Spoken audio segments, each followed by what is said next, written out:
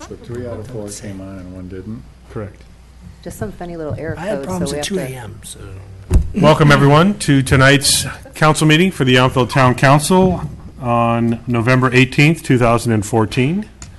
And I'll start the meeting off, reminding everybody, if you would please silence any cell phones that might be on in the audience. And also, I'll invite our town clerk to hold the roll, please. Councilmember Hall, Here. Councilmember Moeller, Here. Vice Mayor Chilton, Here. Mayor Dunbar. Here. Let the record reflect that Councilmember Dornbecker is excused. We did just convene a special meeting prior to this to interview 2 applicants for an opening on our Active Transportation Advisory Committee. So we will begin the agenda for our regular meeting. Please join us in the Pledge of Allegiance. I pledge allegiance to the flag of the United States of America and to the republic for which it stands, one nation, under God, indivisible, with liberty and justice for all. Thank you. Next up, adoption of tonight's agenda. Do we have any changes or corrections? Seeing none, is there action on the agenda? I'll move to approve the agenda. Second. All in favor? Aye. Thank you very much. Proclamations and recognitions. I see none on here, so we'll move right ahead to public comment. Now would be the time to speak on an item that's not listed on tonight's agenda. There will be an opportunity for the public to engage once we do get to the individual items, but if there's something that's not on the agenda and you'd like to speak to it, now would be the time. Okay? Yes. Mr. Gigliotti. Welcome. Thank you. Good evening. Mayor Dunbar, council members, citizens of Yountville. I'm Jerome Gigliotti, and I live at the Veterans Home. As you're probably aware, falls are one of the greatest hazards to the lives and health of the elderly. About 2 months ago, I wrote a letter requesting that Mr. Viverka undertake a project to paint the edges of the stair steps to make them distinguishable and reduce fall hazard. I have not received any response to this request, and the project has not been undertaken. I would sincerely appreciate it if the town would do anything that it could to impress upon the Department of Veterans Affairs in Sacramento the importance of this minor job, which would improve the health and safety of the veterans living at the home. Thank you. Thank you for your comments. Just so everybody, some folks that are new to our council meetings realize that we're not able to have any kind of dialogue or interaction about items that are brought up in public comment. Certainly staff hears what the comments are and can take the appropriate action after the meeting. Mr. Yes. Mayor, we had a nice celebration last Sunday. There was 134 Northern California Conference Napa area Adventist churches, sadly keeping the state. Conference President Elder President spoke, and Elder Roderick, the conference Georgia former pastor, to talk about how he opened the property. I wish you were there, Mayor, but the councilman in Yountville, but he didn't make it. But we thank you for your support, and also hopefully that you get things settled tonight for these issues. That was 35th anniversary, right? Yes, 35th anniversary. Could you say your name for the record, please? I'm a new man. Used to be a new resident of Yountville, and I'm out. I've been here 7 months at the Howard Retirement State from Senior Hospital. My Saudi Arabia's parents passed away, and also enjoy time. I've been here 7 months and enjoyed Yountville and getting to know the townspeople and the veterans home and the mayor too. Thank you. Thank you, Mr. Tam. Others who would like to speak? Yes. Welcome, former Mayor Saucerman. Good evening, Mayor, Council. I'm here on behalf of the Chamber of Commerce. My name is Cindy Saucerman. I'm the President CEO of the Chamber. And I just wanted to give you a little background on what we've been working on for the past several months now. We're preparing for the 26th Annual Festival of Lights. We had a couple of run-throughs with the, not run-ins, but run-throughs with the lighting company to check all the lights, and it is going to look spectacular once all the lights are on. This is the 26th annual Festival of Lights. It was started about little over 25 years ago by a small group of businesses in order to increase foot traffic and bring retail shoppers to Yountville around Black Friday to kick off the holiday shopping season. Over the years, I've been here 25 years, and over the years it has changed quite a bit.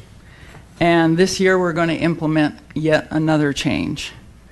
The event will be formatted very similar to previous years. However, it will be concentrated at the community center, with the Generations Room being the Grand Tasting Pavilion. The Heritage Room will feature a silent auction and more food and wine tasting. And the plaza will have the main stage along with food and wine tasting and representation from some nonprofits. CAL FIRE will be doing their toy drive in the plaza. And the other venues will be the V Marketplace will have food and wine as well, and Edward James Courtyard. We'll close Washington Street for safety purposes. Folks can wander around from between the three venues on Washington Street without concern for traffic. It's believed that it'll add to a more festive atmosphere. So that's one of the reasons we're going to close the street off. This year, instead of using the tiny little red tasting tickets, individual tickets representing $1 in value in exchange for a tasting, we are using wristbands. And the wristbands will identify adults over the age of 21 able to consume alcohol, of course, for food and wine tastings. There's another wristband that will indicate adults under the age of 21 and non-drinkers. And then we have another wristband for children under 12. Wristband pre-sales have been rather brisk. We've already sold about 500 wristbands online.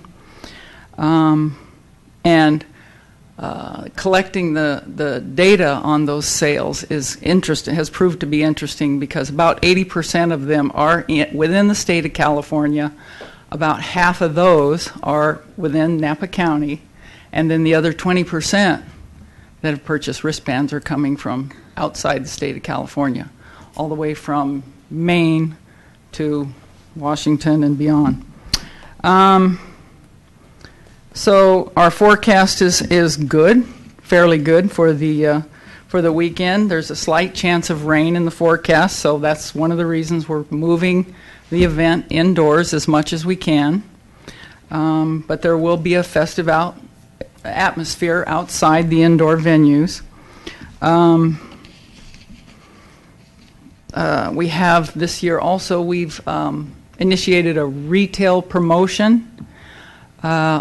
Several of our retail centers are participating, and for every $50 in receipts you spend in Yountville retail shops, you can redeem those for an entry form to win some amazing prizes.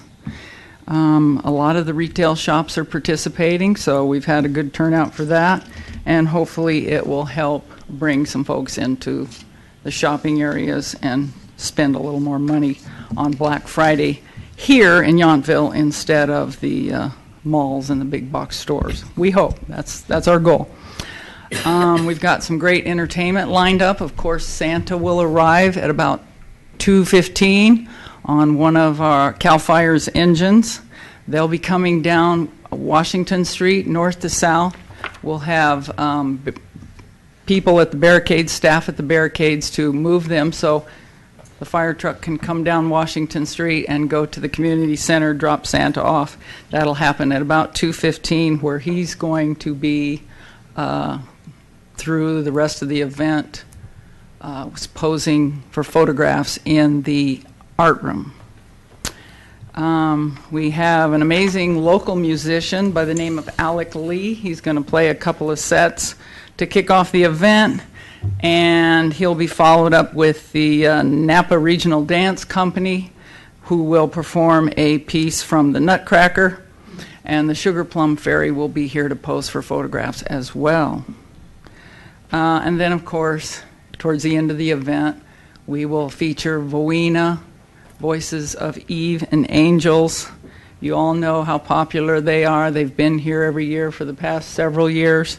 They will do a performance just before 5:30, and Santa will come out and we'll all light the town at 5:30. And the event will end with the drawings for the special prizes and the final announcements, closing the silent auction. So it's going to be a lot of fun. We hope a lot of folks will show up. Like I said, we've already sold over almost 500 bracelets. We anticipate selling a whole lot more. And of course, this year is sponsored, as you know, by the Chamber of Commerce, who are the producers, the town of Yountville, and KVYN 99.3 The Vine, KVON 1440 AM, PG&E, the V Marketplace, and Upstage Productions. So we got quite a production on tap for you next Friday after Thanksgiving. I hope you'll all be here. We do have enough volunteers, finally, which is very important and exciting because without their help, we wouldn't be able to produce this event. Any questions? Could you just repeat where people can go online for the bracelets? Right. Good question. They can get bracelets online at yountville.com. Pre-sales will continue through Wednesday of next week at about noon. Then we'll cut online sales off, and the bracelets will be available the day of the event. Will call. You can pick your bracelets up either at the Welcome Center and here in town, or the day of the event, you can pick them up at the Will Call booth, which will be located in the Community Center Plaza along with the Chamber booth. That's about it. Any questions? Sounds good. No. I hope you to very see much. you all there. And we have a special celebrity guest MC this year. You know who you are. The mayor is You're not going to tell anybody I'm emceeing, right? Yeah, no, the mayor's not the. No, he's our guest MC, and we're really looking forward to an event packed with excitement, fun patter, and a lot of fun entertainment for the whole family and our visitors, of course. Thank you. I think that was a ploy just for you to stay under budget by inviting me to do that. Thank you. Any other folks like to speak on an item that's not on our agenda tonight? Yes, Ms. Hewitt, welcome. Julie Hewitt, 9 Landy Way, Yountville. Thank you for the opportunity to speak. I'm speaking tonight on a couple articles I've taken out of newspapers that, and I have them for the record to give to you, Michelle. Thank you. The first one, I'm not going to read it all, but it's some of you may have seen it. It was in the St. Helena Star, and it's Up the Valley, Lord of the Wrongs. And there are some tongue-in-cheek references to Yountville in here, and it's really talking about the new Del Dado winery that's going out across from Mustard's, and about their employing midgets. And so I don't want to read it all, but it talks about the fairy tale atmosphere that it's promoting. And the Facebook page displays a dwarf carrying an outsized bunch of grapes and a winery design that looks like a fantasy Italian stone castle courtyard, but without the gritty realism of Castella d'Amarosa. The owners explain, "We chose this theme for our new label because dwarves are jovial and lighthearted and perhaps magical. The project raises several obvious questions, including, doesn't Yountville look enough like a theme park already? Who are these jovial dwarves? The few I've met were decidedly cranky. Will there be a dwarf wanted posting on wine jobs, blah, blah, blah." So then it proceeds to talk about the golden compass that the St. Helena planning director left inadvertently over at Hurley's. And it talks about Yountville being an enchanted place where faux Italy and faux France peacefully coexist. There's supposedly no school system in Yountville, just a fairy princess who reads fables to young children before stuffing them into the oven at Bouchon Bakery. Overwhelmed by its beauty, the St. Helena planner wanders into Hurley's for a restorative lager, and that's where he leaves the golden drafting compass. Anyway, it goes on and on, sort of tongue-in-cheek, making fun of our theme park fairy tale land that they're talking. And I think you would enjoy reading it. You know, it's good, but it's not so good. And that was in the St. Helena Star, October 22nd. And then later, there was a letter to the Napa paper that I would just like to reference. It was in the Napa Register, and it's a letter to the editor by Sandra Erickson, who lives in St. Helena. And it is referring about the done deals. And she references a quote from the description of Hal Rothman 2000 book named Devil's Bargains, Tourism in the 20th Century America West. She refers to that. And here's a quote. From major destinations like Las Vegas to revitalized towns like Aspen and Moab, Rothman reveals how the introduction of tourism into a community may seem innocuous, but residents gradually realize, as they seek to preserve the authenticity of their communities, that decision-making power has subtly shifted from the community itself to the newly arrived corporate financiers. And because tourism often results in a redistribution of wealth and power to outsiders, observes Rothman, it represents a new form of colonialism for the region. Colonialism being described as the establishment, exploitation, maintenance, acquisition, and expansion of colonies in one territory by people from another territory. It is a set of unequal relationships between the colonial power and the colony, and often between the colonists and the indigenous population. So I think I don't have to say that I think maybe we're exposing Yountville. Thank you for the opportunity to speak. Thank you. Yes, Ms. Rife?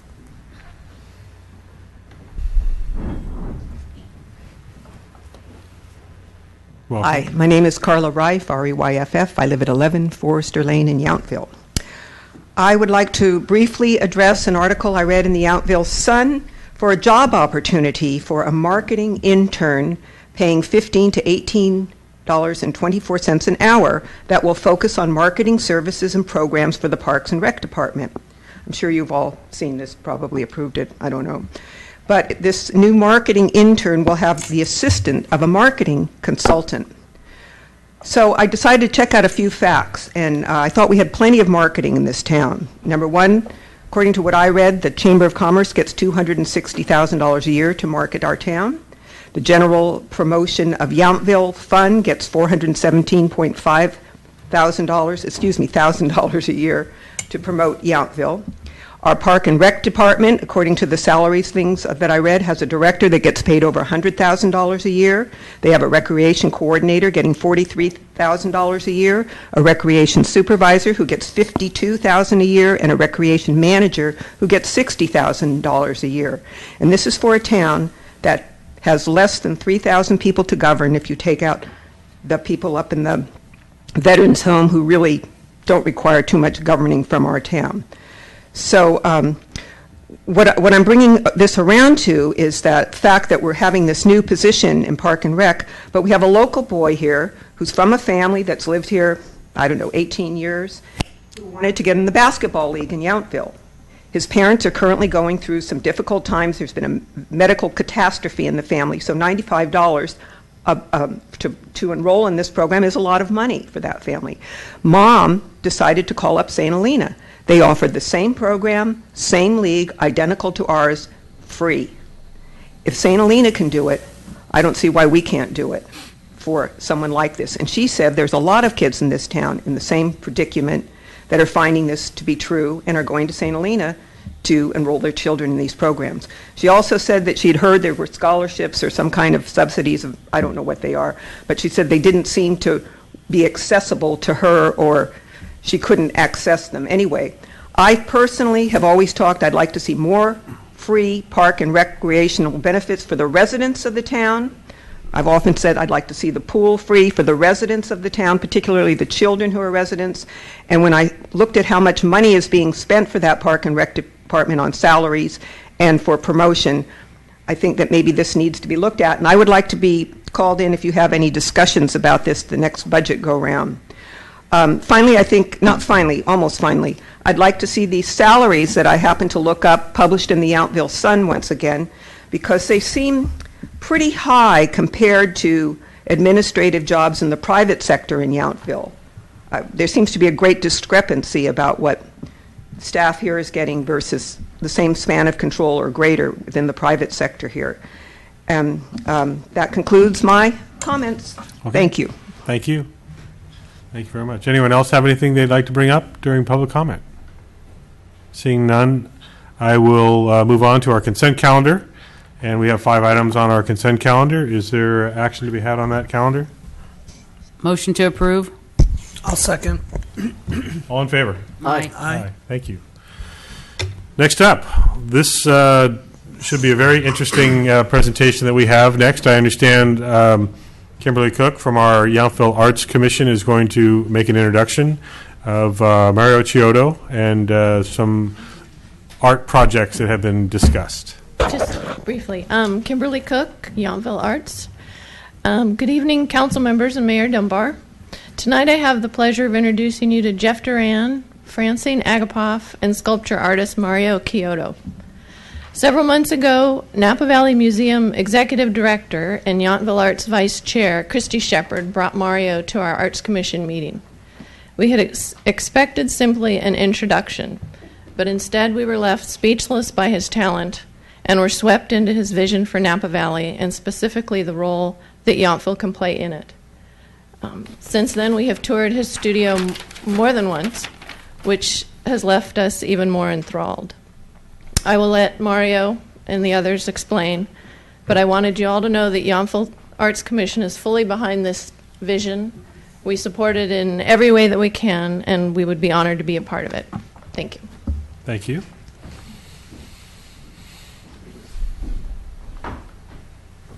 Welcome. Mayor Dunbar, council, staff, thank you very much for the opportunity. My name is Jeff Doran. I reside at, or seems like I reside, I work at 1606 Main Street in Napa. I wanted to just take a minute or two, and that's all I'll take, to introduce Mario Chiodo and the team. I had the pleasure of meeting Mario about 1.5 years ago. We reconnected when he moved his studio to Napa 9 months ago. And Mario is a person that has the ability to change the world. And we're here to take advantage of that. As a community, as a local business advocate in Napa, I've spent a lot of time with my tenure at the Napa Chamber of Commerce with a downtown specific plan, and I've made a great effort to see if we can't make the downtown Napa as charming as Yountville. And Mario Chiodo really has the ability to integrate the way we all look at wine, food, art, education, and tell history. He's a history-telling artist that makes the projects that he has the ability to do in our community and around our community and throughout the Napa Valley an interesting prospect when you go through his studio. I was introduced to him when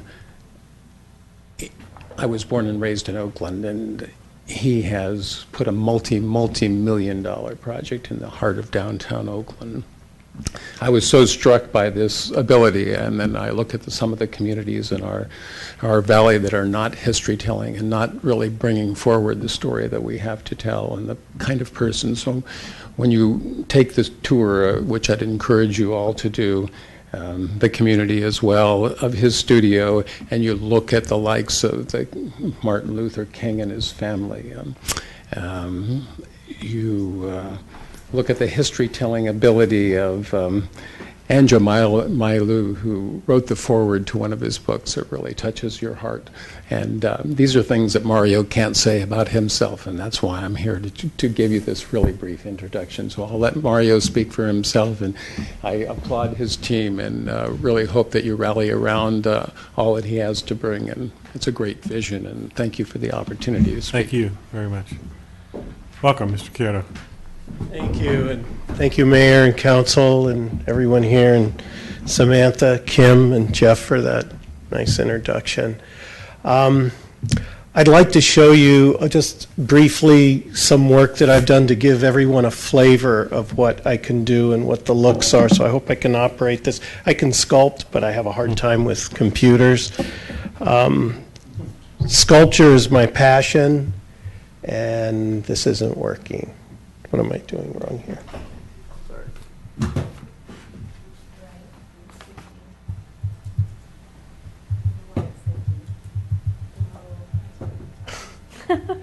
We're just having all kinds of fun here. Okay, so it's not me. Oh, here we go. There we go. Okay, thank you. Thank you. So sculpture is my passion, and what's really the overriding passion is to tell stories about history and people who did change. And as you can see, that's an early sculpture I worked on when I had black hair, and most of it, of Abraham Lincoln, which became later a study for a much bigger monument that I did. And I do projects two ways. I'm commissioned for my projects from all around the United States, and I also work on projects. And when I came to Napa, I was so inspired. I didn't plan on telling the history of Napa. I came here to get away after all those years in Oakland at the studio, and it's just the hustle and bustle. I just wanted to focus on the creative aspect. And coming up here, that's what I've been able to do. And again, these are more photos of projects I've done. This is in New Orleans, which is part of a 300-foot sculpture in the history of jazz. I'll go through these quickly. I was just in New Orleans over the weekend. We just unveiled another monument there. This was all jazz. Again, history telling, Ben Franklin, Pomo Indians. Part of what's unique about what we do either a central figure or the entire environment. So when you look at the lighting there, the pilasters, the sculptures, the trim, all of that comes from my studio. This was a sculpture that is one of Oprah Winfrey's sculptures of Triumph Over Apartheid, a tribute to Nelson Mandela.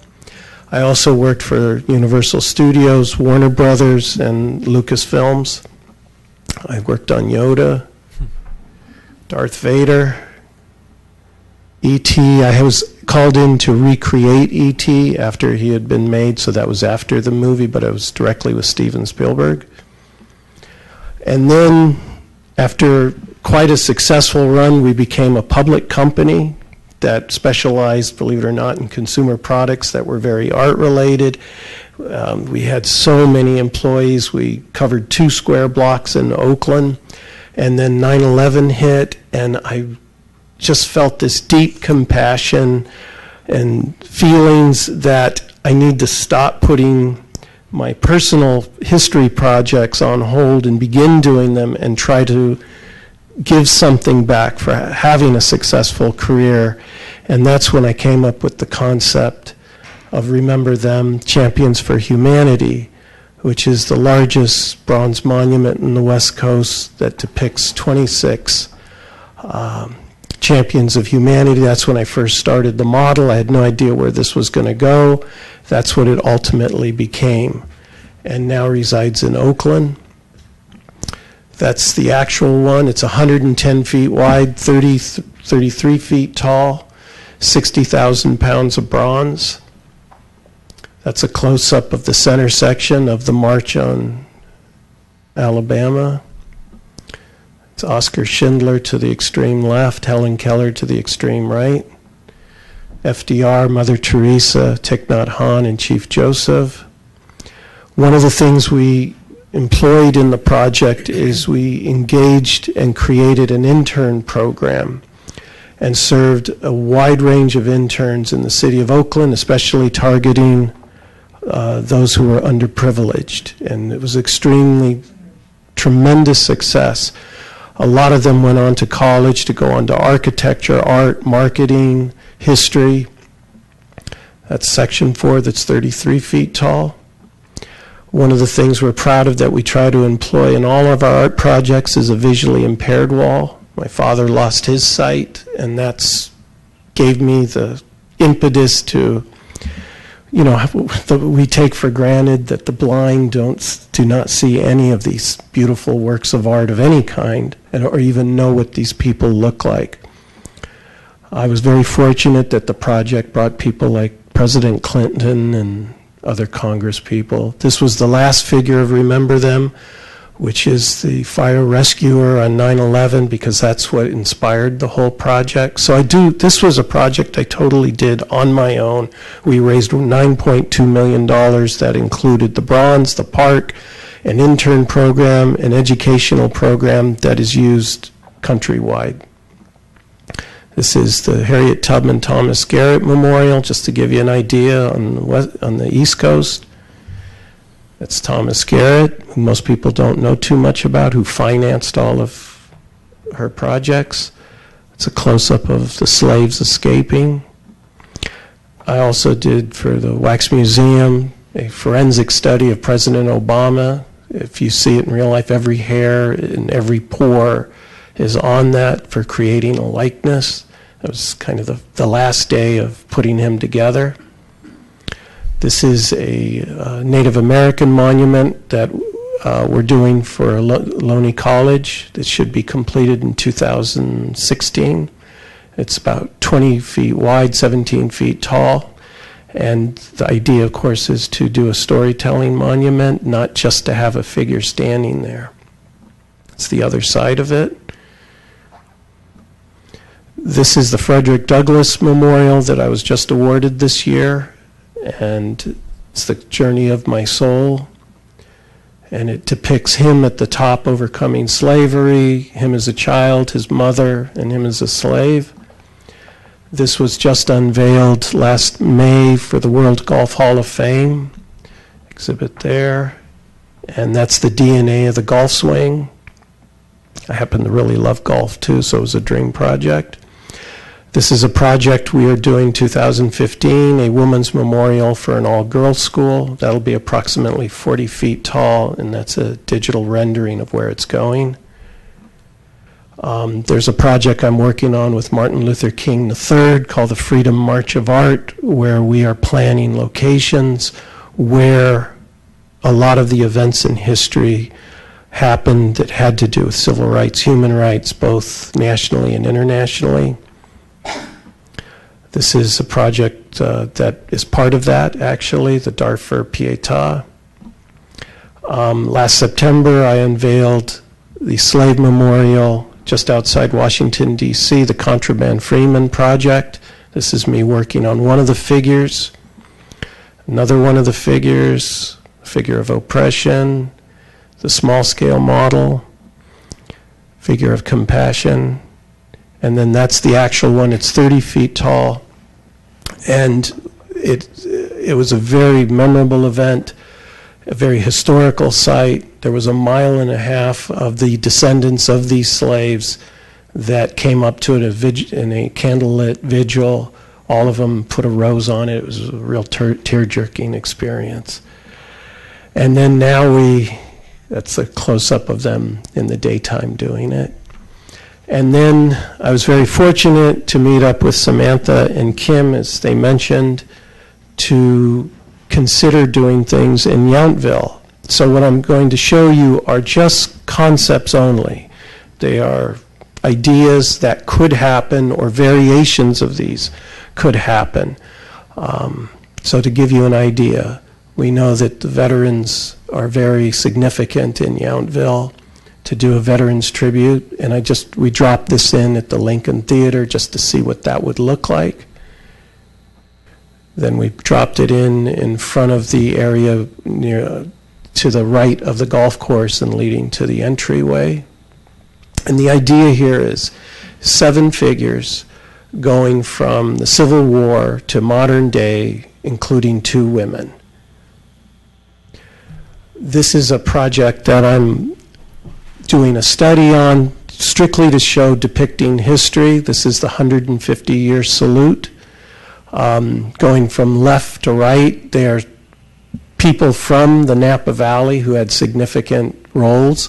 I do not consider this the definitive. It is strictly to show you the possibility of what could happen. On the left, going right, is Skirgich. I forgot the name of the Behringer and Chelicek, Mondavi, and then the guy who's just off center right is George Yount, and then it just keeps going. And then something that's been very close to my heart is telling the story through the 4 seasons. This is Bacchus embracing harvest. This is a close-up, and it's something I've been working on actually for years, but it wasn't until I came to the Napa Valley that I created this model for a proposal of a 38-foot Bacchus in the 4 seasons that would have water, and you can't have wine unless you have the 4 seasons. So it depicts as human figures winter, spring, summer, and fall. And that's a close-up of 3 of the seasons. On the left is winter. That's why you see the sparse leaves that are hanging from her. On the extreme right is spring and summer dashing upwards. And then this is another possibility next to the Villaggio, that little plot of land. So this is just to experiment and look at what could be. I think that was pretty much it. Yeah, sorry about that. I don't know how I ended up back there. But that's kind of where my thinking is. I'm working on a multitude of models at work. I know I was asked to consider some designing for out in the front here. Those models are not ready, but they are real close to being ready to look at. If you guys are still interested, one of the things that I've been called upon to do is work with the Vine Trail and locate 10 locations for a legacy project that depicts history, art, and other aspects that are all part of the wine country. Yountville, I know you guys know this because I've said it to you, I think is the creme de la creme up here, and I think would be the most honorable and greatest place to start at this if it's possible. I've received the okay from Chuck McMinn at the Vine Trail that the fundraising for the art component to help assist in that and to see what that looks like for Yountville, but to be a major player in that, to see if we can do these, to keep these close to the Vine Trail. And I just, we have other locations that we are targeting for things that make more sense in other areas, but this area is quite a jewel, and I hope we have some hand in it, we hope. So that was pretty, if you have any questions or comments or... But just one more thing, because I did go down with the town manager and we visited the studio and had an introductory dialogue about the possibilities. One other possibility we discussed relates to our 50th anniversary and capturing the history of Yountville in some way, similar to some of the work you've done elsewhere. And so that would be another topic of conversation that we would have. That would be great, and projects like these, especially when you're dealing with bronze and the economy of scales, it is far more economically feasible to do 2 or 3 at once than it is to do one. It's quite a difference when you have to do one at a time, and hopefully there can be a synergy that allows that to happen. So Great. I think this is an introduction for the rest of the council, so if you have any questions or comments? It's fabulous work. Yeah, looks wonderful. well, I appreciate that. And I would welcome any and all of you to come to the studio. It's a whole different experience, as I'm sure you know, seeing on a PowerPoint versus actually seeing it in real life. And you can see what we're working on and other projects, and you can also see the other history-telling things that could potentially be here. Well, having just walked through the studio, there were some ideas that were sparked just by seeing what you had done elsewhere. So also, as Kimberly mentioned, our Arts Commission is actively engaged in conversation with you about possibilities, and as is Samantha. I would really encourage you to take him up on that tour. It is a spectacular thing to see. So if you have time, yeah. Well, thank you again, and really appreciate you allowing Thank me you. to I'm sure share we'll this. be continuing the dialogue. All right, take care. Thank you. Thanks very much. We are now going to move forward to our first public hearing for the evening, which is an introduction and first reading regarding ordinance number 428-14. Without reading the entire description, I'll just go ahead and hand it over to you, Sandra. Good evening. Tonight you have before you a comprehensive update of all of the town's ordinances related to trees, and these are currently found in Chapter 12, which is titled Streets, Sidewalks, Public Places, and Parks, and in Chapter 17, which is the zoning ordinance and contains the rules for open space and trees and tree removal permits. And what we found in working with these sections over the years is that there's quite a bit of overlap between the two sections, and yet there are areas of inconsistency. There are some omissions as to standards, and there are other sections which could really benefit from further information and description for clarification purposes. And so what we're proposing to do is to revise existing Chapter 12.16 trees, revise existing Chapter 17.96 open space, and to add a new Chapter 17.98 titled Tree Preservation and Maintenance. Management. So we took the proposed ordinances to the ZDRB in October, and we received some positive feedback from the members, or the 4 members that were present, and they were supportive of the changes. The staff report does list some of their specific comments, and many of those have been incorporated into the document that's before you tonight. There was one suggestion by Chair Janes that the live oak be designated as the town's street tree, and I indicate that we didn't make that change because we don't really have a designated street tree, but that issue is left open for your discussion if you'd like tonight. So what I'll do is just jump into each of the 3 different chapters and explain what we did specifically. Chapter 12, like I said, is on trees, and the purpose of this chapter is to provide the protocol for the planting and removal of public trees, and as well as trees on private property that overhang the right-of-way.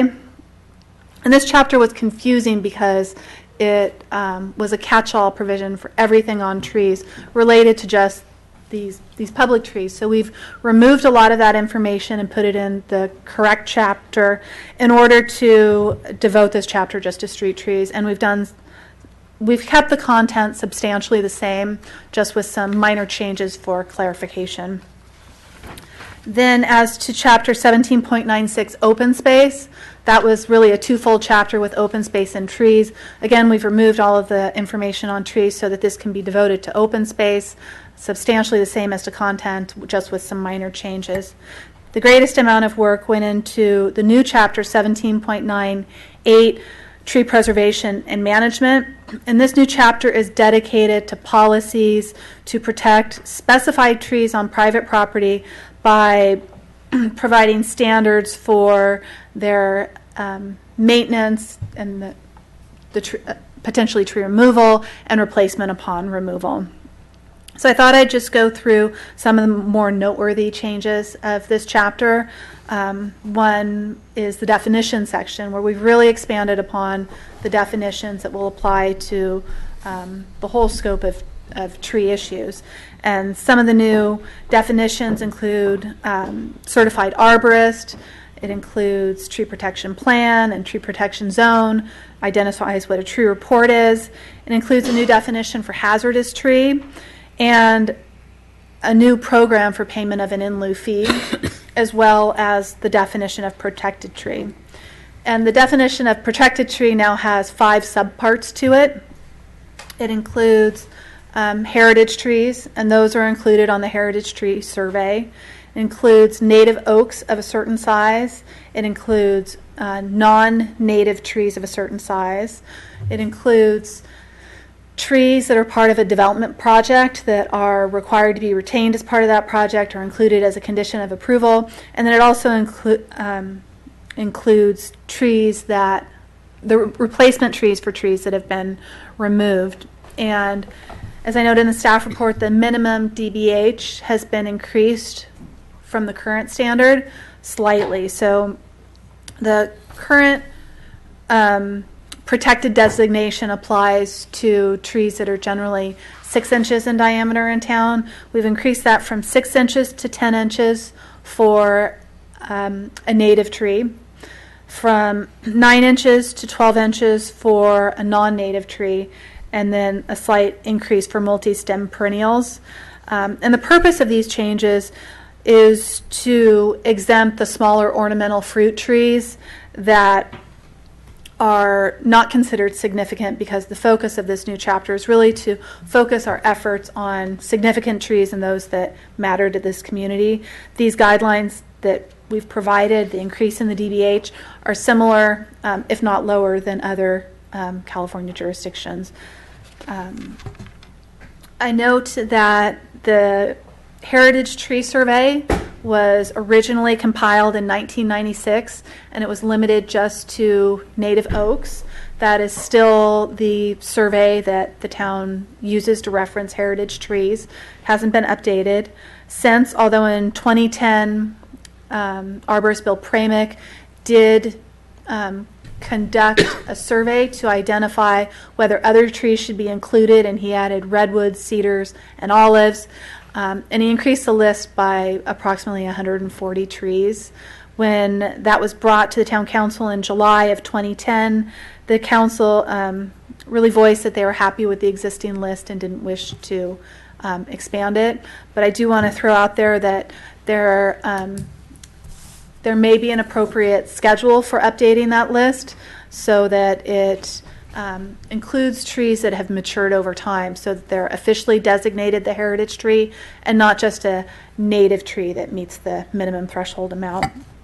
We've also deleted the definition for financial hardship, and that also flows from the meeting in July of 2010.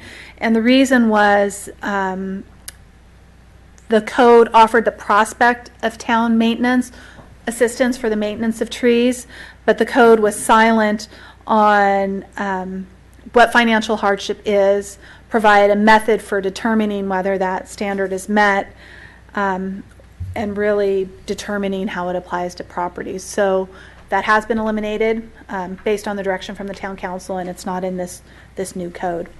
So we've included a new section on hazard reduction and prevention, and the goal here is to advise property owners of suggested mitigation measures, and then to really get the word out that mitigation measures that can reduce a hazard to a less than significant level will be required.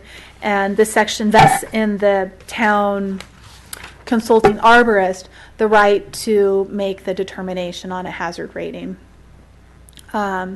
We've updated the sections on a tree removal permit to give it more information and hopefully make this process a little clearer. This was one of the sections where there were some inconsistencies between the two codes as to your basic regular trees and your heritage trees, so we think this makes it more clear. What we have done is include very small limited set of exceptions. It really just applies to a dead tree. It's the only time you would be exempt from getting a permit requirement. We had included an exemption for a tree that has been deemed a hazard, but upon gaining feedback from the ZDRB and in consultation with the town attorney, we realize how hard it is to put a firm definition around that to really limit it to the situation that we had hoped. I mentioned the Stewart Oak tree as an example, and the town's tree on Hopper Creek as two that were deemed dangerous, and yet there was a greater desire to maintain those trees. So we've eliminated this provision, which means that an owner of a heritage oak or a native oak would have to come before the town council to have that removed, and that may add some time to the processing of that permit, obviously.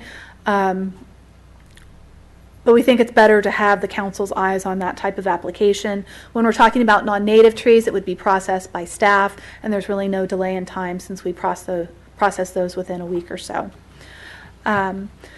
We've included a new section on replacement trees that's much more clear and includes a provision for the payment of an in lieu fee if a tree can't feasibly be planted on site, and that's a very real consideration in Yountville with our smaller lots. So what the in lieu fee does is establish a new tree planting and preservation fund that can be used for the planting and maintenance of trees in public property, on public property and in public spaces. And the replacement tree guidelines are clear as to how to establish the size of the replacement tree, and then require a monitoring program for a period of time to make sure that those replacement trees thrive and grow rather than dying. We've included a new section on tree protection during development, because that's the period when trees can suffer the most harm and stress and die. And we've provided that an applicant must prepare a tree protection plan prepared by a certified arborist that's reviewed and approved by the town's consulting arborist. It includes a list of prohibited activities under the canopy of protected trees, and it requires protective fencing, and also the submittal of a report that's related to inspections at key milestones as part of development.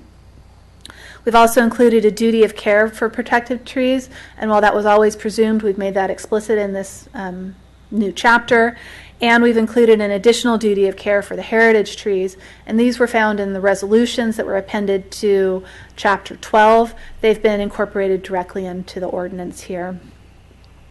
Lastly, I indicate that we'd like to add the new in lieu fees to the master fee schedule, and they would be for small, medium, and large replacement trees in lieu fees.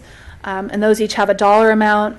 When a heritage replacement is a 36-inch DBH or greater, that would be a fee we would determine with the applicant. And as a point of reference, the Stewart tree is an approximately, I think it's a 43 or 44-inch DBH tree, and you simply can't have a single dollar figure for everything over 36 inches. That's something we'd have to look at on a case-by-case basis. So we are recommending that you introduce and waive the first reading of the ordinance and adopt the resolution. Thank you. And that'll be two separate actions. Yes. Okay. Questions of the staff report? Yeah, I think Councilmember Mueller. I think it's a question. Maybe it's more of a comment. First, I think it was really good that you put the certified arborist in there. But the way I saw it throughout there, it seems to say if you're a consulting arborist, which is a higher level and a better certification, and you kind of excluded. Can we add both of those in? I mean, I think it's much better than just having an arborist. You know, anybody with a chainsaw that says they're an arborist, I think that's not who we're looking for to get these reports from. So that would take looking into a little bit more. What we've done is we've included a definition for certified arborist, and that's an ISLA certified arborist. And that generally applies throughout the document. When there's reference to the consulting arborist, it's exclusively to the town's consulting arborist, since we don't have an arborist on staff, and that's what that designation is for. Right. So, but if somebody else comes in and writes a report, they may not be a certified arborist. They might be a consulting arborist. It's a different international organization. I just didn't want to exclude them. Oh, you know, I think We included language in the definition to allow for that possibility. Let me look quickly to. Where is that? You're talking about if an applicant has an arborist report? Well, As for opposed example, to the town's arborist review. Bill Premick is a consulting arborist. If you look him up on Page 6 in the ordinance has if you look him up on or the other. certified arborist website, he's not listed. So the certified arborist is defined as someone by the International Society of Arboriculture or other nationally recognized tree research, care, and preservation organizations. So we haven't limited it just to the ISA. Okay, that's but an international. The other one is for consulting arborists. But anyway. Okay. All right. We could add nationally or internationally recognized. Okay, that would cover it. Okay. I just have a question. Councilmember Hall? Thank you. Sandra, thank you for the report.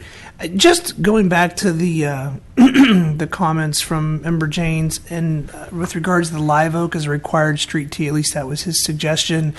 I'm trying to make sure I understand. I thought with regards to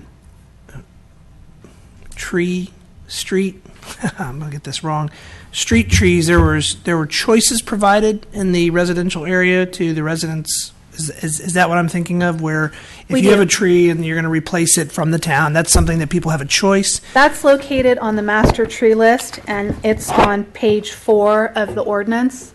We also have the list of prohibited trees on page 2, but it's more open. It leads to choice for residents. When you look at Washington Street and Yount Street, it's the Chinese pistache has become the de facto street tree. And it's listed on this list, but it's not called out as a preferred one. But there is more flexibility. If you notice this list, it doesn't even have live oak on it, so we could add that as an option. Okay. But his request was that it be the required tree. Yeah, the single required tree, rather than the option of 30 on the master tree list. Okay. Well, then I agree with the choice is, I think, better. Rather than having the requirement. Okay, I understand now. Thank you. That's my only question. Vice Mayor, question? On a high level, is it a fair assessment that this is providing clarification as opposed to placing a whole new level of burdens on people if they have trees? I mean, we're not going out and expanding, the number of, identified trees. This doesn't put a whole new level of burdens on property owners that didn't exist before. This is clarification more. That is a thought. First of all, we've increased the threshold size of the tree that even it qualifies for this ordinance, because we were looking at a lot of little, really small trees that probably didn't warrant staff's approval. So this is directed more at the significant trees. And the standards are essentially, as they've been applied through policy and on projects, we don't believe they place any more burdens. However, for the protection during construction, that's all spelled out to greater specificity. The duty of care for heritage oaks was included as a resolution. Now it's part of the ordinance. So, yeah, I don't think it increases the burden. It just makes it a whole lot clearer to people. In the ordinance, I don't know if I should reference the page, but you've got the page 14, the PDF page 14. It is the same.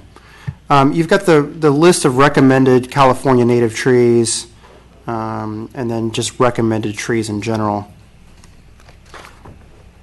Can you explain to me real quick on the first one that says California Buckeye? It says I assume that's height and spread. The height is, I assume, 20 to 40 feet, and the spread is 40 feet? 40 feet wide, the canopy. The canopy. Okay, not to do with the roots or anything like that. No. Okay. Right, that's dealing with the canopy size. So that gets to my next question, which has to do with the idea of a list of recommended California native trees. The last one in a California native tree is the coast redwood, which is native to California, but certainly not native to Napa Valley. Okay, well, it shouldn't be planted in the town of Yountville, in my opinion. And I rue the person who planted 4 of them in my yard. I guess the question has to do with the appropriateness of certain trees within a very compact, we may live in a rural area, but we live in an urban environment. So I didn't see I was a little concerned with some of these about the appropriateness of them Okay. in Yountville. So while a redwood may not be the appropriate tree for some of the smaller residential lots, it could work on properties like the Marketplace in Villaggio. It could work in the parks. So it's not like we may want to think whether we want to delete it from the list, because the whole point is right tree in the right place, and we're trying to, with the preventing the hazard section, raise people's awareness to that. Just don't plant a small redwood that will soon become a hazard. This list, however, came directly out of the existing ordinance. We haven't made any changes to it. Back in 2010, when Bill Pramick did the updated tree survey, he also did a new recommended tree list. It was substantially shorter than this. I think there were maybe 30 trees on the list. It didn't go into this level of detail. And actually what I like about this list is it gives people, it's a good reference point if people really want to research what tree might work in the right space. This could be revised, though, as well. Okay. And your point is well taken. I appreciate the clarification. So just to follow that up, looking at the beginning, the kind of the narrative on that 17.98.130 recommended tree list, the second paragraph says, make your selection on the basis of the growing conditions you have. And I think a similar concern is that who's making the recommendation that it's an appropriate tree for a certain location? Is it being left up to the property owner in this language? Because then we do run the risk of somebody inadvertently or intentionally putting in a species that's not appropriate for the space. That's a risk. We always encourage homeowners to work with an arborist to select the right tree for the right place. We don't know if that always occurs. But the way the language is, it's just a recommendation. It's not a requirement that people find an expert opinion on whether they should be planting what they want to plant. And you're not proposing that we require it. No. Okay. The other question I had related to definitions, we ran into this issue during discussion of recent tree situation, disease versus damage. And in some cases, the threshold for maintaining a tree was based on whether it had disease versus had damage. And does that differentiation of definition, is that addressed anywhere in here? Because no, it led to some either difference in interpretation or just decision making, that there was a little bit of lack of clarity there. We've included new criteria that would satisfy a tree removal permit. It's on page 10 under B, numbers 1 through 6. And we've tried to take out some of the ambiguity as to those items, but it doesn't specifically reference disease.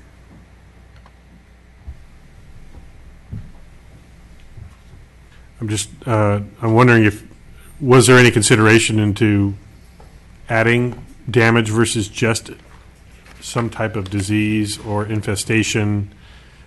Because we have had circumstances where in the history of a tree, decades ago possibly, vehicles have smashed into those trees, and over time those relatively minor conditions have turned into creating a high risk. But there's no disease present. We've tried to identify that in items 1, 2, and 3.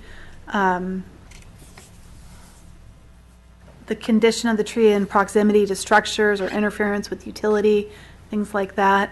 And number 2, it's to allow the reasonable use, enjoyment, or development of the property. And then the age and size of the tree and the appropriateness of the size of the space. So we're trying to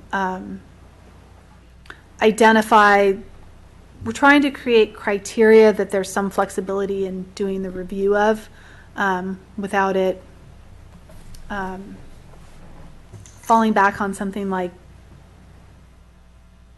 disease or something that's hard to quantify, because you can get an arborist report on all sorts of different things. This is a little looser, the use, enjoyment, or development of the property. Then on number 6 of that same list of bullet points, whether reasonable mitigation measures that reduce a structural defect. I guess that's what I'm getting to the point of. Structural defect to me isn't disease. Well, we have a definition for structural defect. So I'd have to can look that at what that include is. disease and or damage? Let me take a look at it.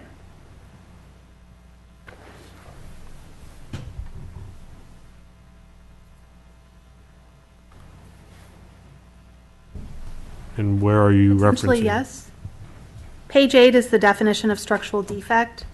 It's any structural weakness or deformity that is verified as being hazardous by a certified arborist and which can't be reduced to a less than significant level with mitigation measures.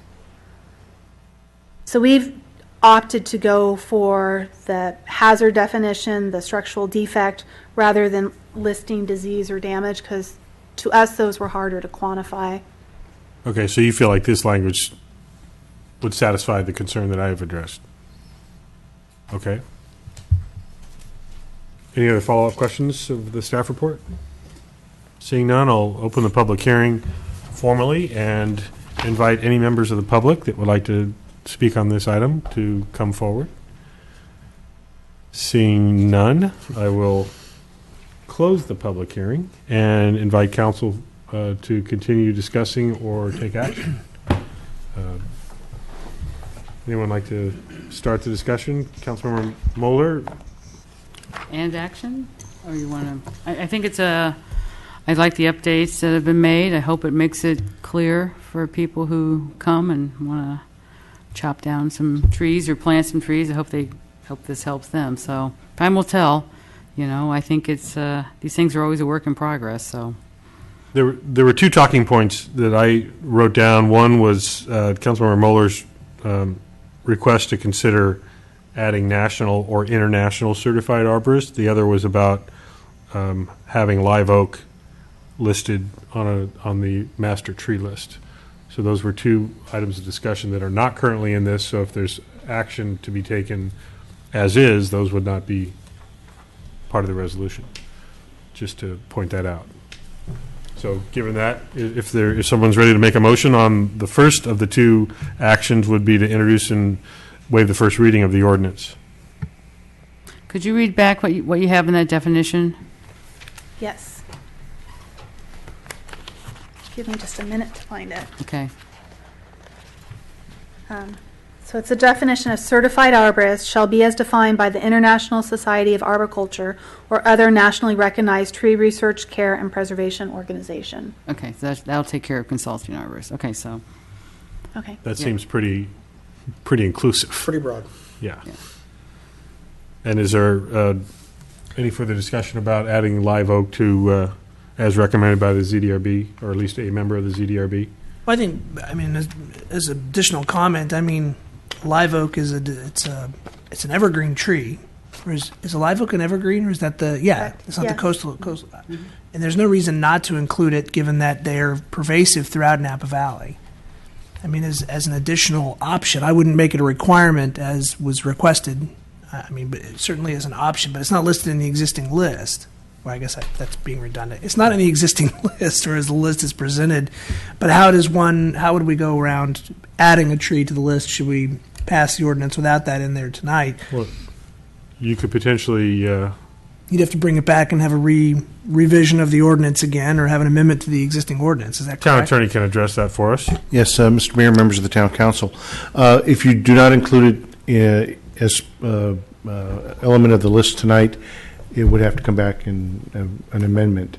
We did have a discussion as we were working through this ordinance of taking out all the list of the trees and putting them in a separate resolution.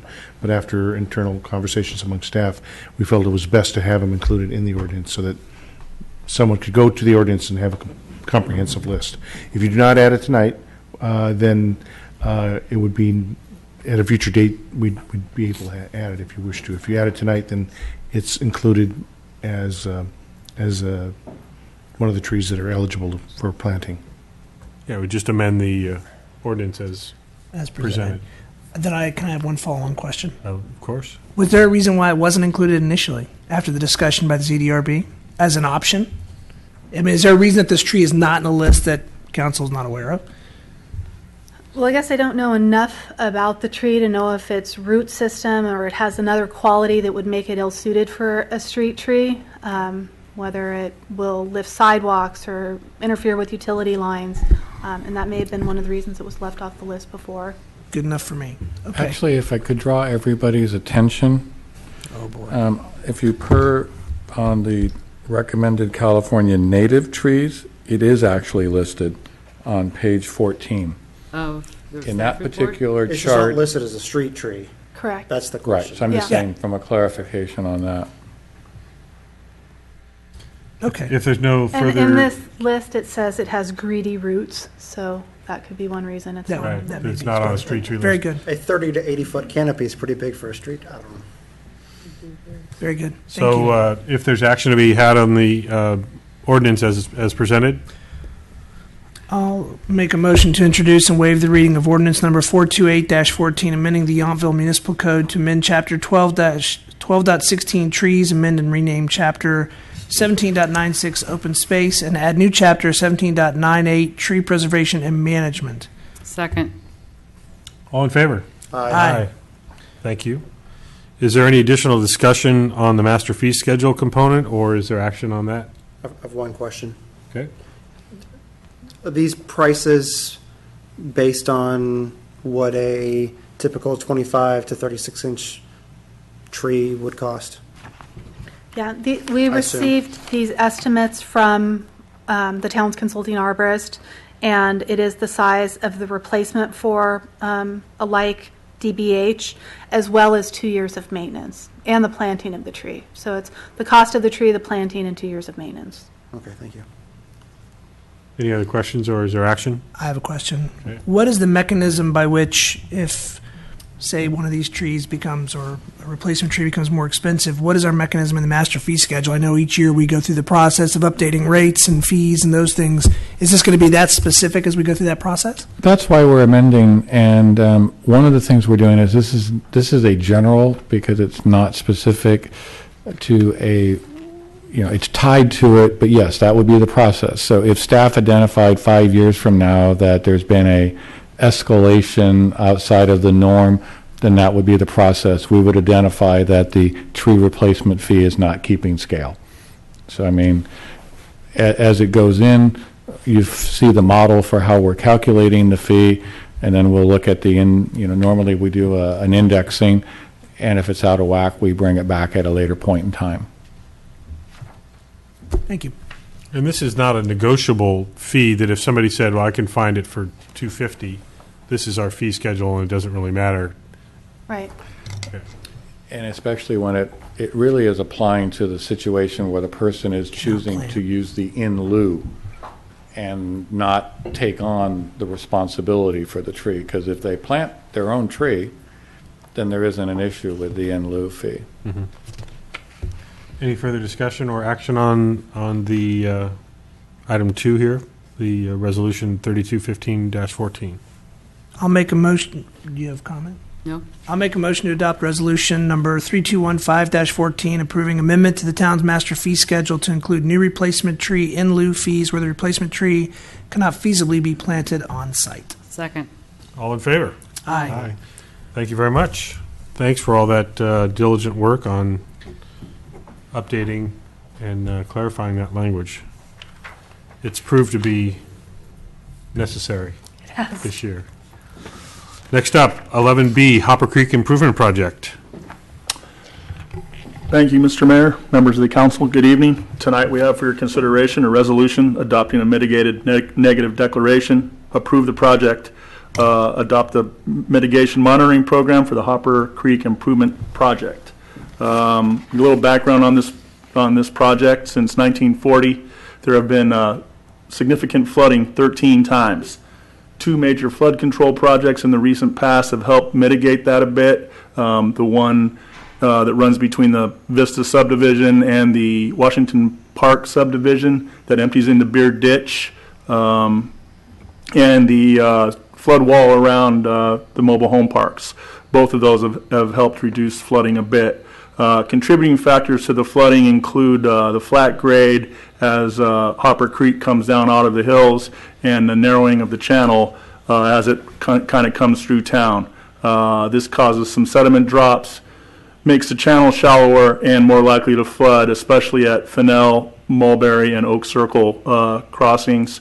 Causes some backflow, the water eddies, sediment drop increases, and the flows come out of the channel. I think I should note that the part of the design initially for that drainage was that those creeks were supposed to come out of the channel at those spots and flow down the roadway and empty into Beard Ditch. That's kind of a typical design feature in a lot of creeks and streams and drainage areas. Usually it's the 10-year storm that they design those drainage ways, streetways, and drainage to.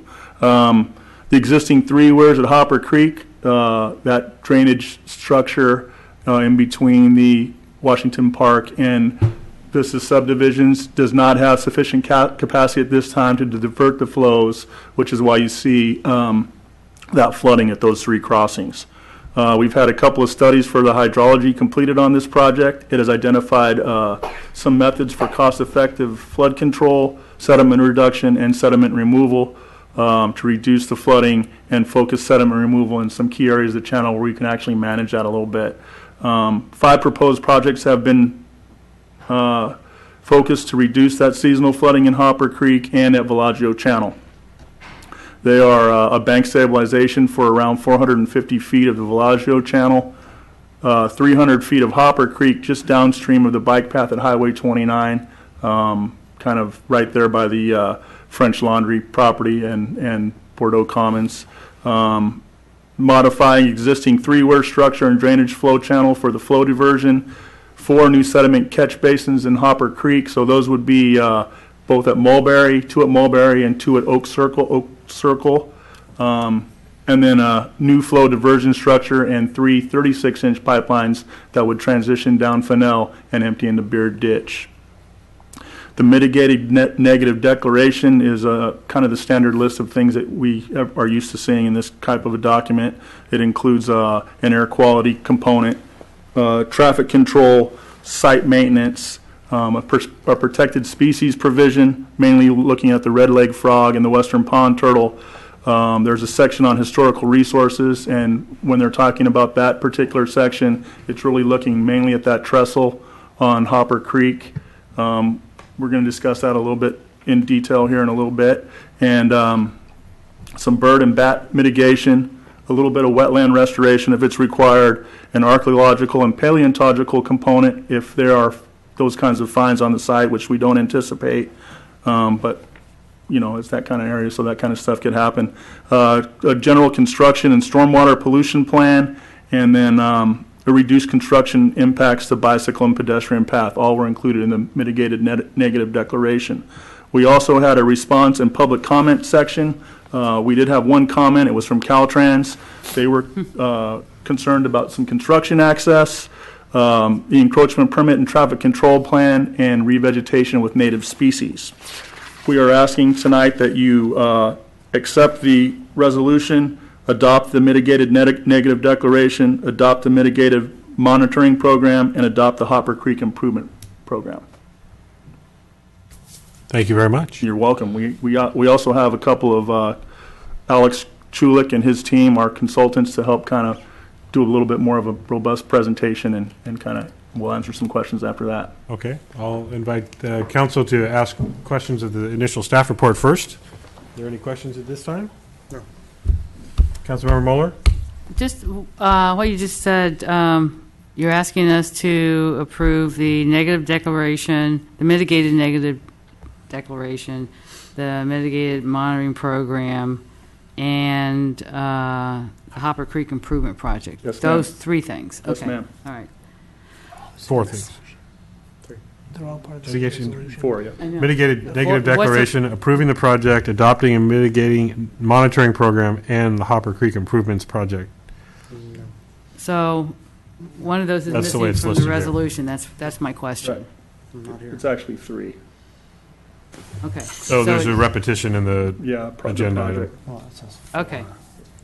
That's my question. Okay, so Got it. so it is three things. All right. I misread it also. So I'm not sure who would be best. It might be best for one of you that has some history on this. If this is the project I recall that has multiple pieces, and maybe the town manager, that as we were going to mitigate upstream, we were going to evaluate the impacts and maybe not do all the things downstream. This is actually, that is correct. This has been a multi-year process. And you started with, if you may recall back, we had it actually identified in the neighborhood of 10 to 12 potential projects that could be done. And then we worked on an evaluation and a refinement. Where you're at today is approving the environmental documents that are going to be necessary for what we are actually going to do with the project, because in that analysis you've gone through 2 years of studies. We've cost benefited which is going to be potentially the biggest bang for our buck, if you will, which is going to have the most impact. We got really excited about some projects that frankly were in the unincorporated county and would have required the county to participate. I won't suggest where we ended up with that, but it didn't work. We also had some components that required greater Caltrans participation. Those didn't work. So while we looked at them and studied them, where we're at today is where we want to move forward with the tangible products, and this is the environmental work to date to support just those projects, and we will move forward with those projects. We've got about a short PowerPoint presentation that will reacquaint you to what is exactly included in the project and talk about a little bit of the environmental analysis that's necessary. So, Okay. great recall. I think it's time for that. Right, thank Welcome. you. I'm Alex Kulik with GHD. I'm the project manager for the Hopper Improvements Project, and brought Rick Jorgensen, he's the project engineer, and Carrie Lukasik, she's taking care of the environmental work. She's an environmental planner. So she'll talk about the CEQA process and the issues that you were just discussing. So we have just a few slides here to familiarize you back with the project, just showing a bit of the flooding through town that occurs from Hopper Creek. That's at the three-wheeler that Joe brought up near the elementary school, near Fennell, on Heather and Oak Circle, and then near Villaggio Channel, just downstream of the marketplace. So as Steve discussed, there were 10 original projects when we started working with the town, and we did some reevaluation, a little more modeling to refine the projects, look at the costs, and come up with a suite of projects that could be afforded within the funding that was available. And that came out to the 5 projects that Joe mentioned, and Rick is going to talk specifically about those. And you can see the green triangles here show the location of the original 10 projects, and some of them were outside of the town limits and in the county, which were eliminated. And so the 5 selected projects ended up being were HOP 10, which is a stream restoration project just downstream of the Highway 29 culvert right above Washington Street. There's at the existing three-wheeler diversion, there'll be some improvements there to increase the capacity nominally for the flow to be diverted out of Hopper Creek. HOP 5, which is at Fennell Road, and there'll be a new bypass that'll take water over a weir similar to what's at the three-weir structure and route it through 3 36-inch pipes down Fennell to Beard Ditch. So that'll alleviate some of the flooding at Fennell. And then there's 4 in-stream sediment basins, which are intended to reduce maintenance in the future and capture some sediment out of Hopper Creek, which should alleviate some of the flooding in the future. And then Villaggio Channel improvements, and that's right near the V Marketplace. And that's some stream bank restoration to reduce in-stream sediment collection and also to improve the flow of the storm drainage through there to alleviate the flooding. So Rick will talk a bit about specifically each of those projects. Thank you. Thank you, Alex. I'm Rick Jorgensen with GHD. So this shows again the 5 project locations, the HOP 10 just downstream of Highway 29, the existing diversion structure, the three-wheeler diversion structure just south of Forester Lane. HOP 5 is located at Fennell Road where the Hopper Creek crosses Fennell Road. and then the sediment basins, and then the Villaggio Channel. HOP 10, again, there's significant bank erosion occurring, failing of revetments. There's some railroad piers that need to be removed. Some of the design and construction constraints indicate that it's located, part of it is on Caltrans property, and we're going to need Caltrans right-of-way easement into the property to get access. It's also on private property, and there's also a City of Napa water main transmission pipeline that goes right through the project. These are some of the photos of that. The upper photo shows the pipe coming in from across Highway 29. This is a concept plan at 50%, showing the pipe coming in from the left, showing stream bank restoration and some flood benching on the north side of the channel. The photo at the down on the right-hand corner there shows an example of laying back a bank and stabilizing a bank as an example out of a previous project. The three-weir, this is an existing three-weir structure. The first diverts flow through three different facilities. Weir 1 is a diversion through a 42-inch pipe. That's the first access of water off the creek. As the water gets higher, it goes into Weir 2, which is a diversion grassy swale paralleling that pipe. If the flows get deeper than that, it overbanks up on the north side, and flows are routed down Forester Lane. So what we're proposing here is the photo there shows the weir discharging to the pipe. That's going to remain in place. Just down from there, you can see the rock weir and the grassy swale. We're going to lower that rock weir slightly and widen the grassy swale to better accommodate additional flows getting routed down the grassy swale. If I can interrupt just real quickly about that swale, are we challenged by property ownership in any of that swale? There's an existing drainage easement down there along the. It's probably slightly narrower than the swale itself. As part of this project, we're going to get additional easements to accommodate the widened channel there. HOP 5, again, constructed a diversion structure in Hopper Creek at Fennell Road, similar to that concrete weir up at the three-weir structure. We're coming out of that weir inflow structure are three 36-inch pipes, and we'll also be doing construction of new curb, sidewalk, and street lighting along the south side of Fennell, where there's an open ditch right now, and then the system discharges. So on the left, you can see the inlet structure right there, discharging flows out of Hopper Creek. Three 36-inch pipes. One of them will be flowing underneath the sidewalk on the south side, and two of the structures will be in the street due to utility conflicts. They're separated a bit. In addition, again, as we said, we'll be doing new sidewalk and street lighting along the south side, and then a discharge structure here at Beard Ditch. So I have a question about that. So the sidewalk's not going to, I know we've kind of talked about this earlier in some designs with the community, but it doesn't really go very far. And there's one on the other side of the street. Is this fixed in stone, or can we let the community weigh in on it?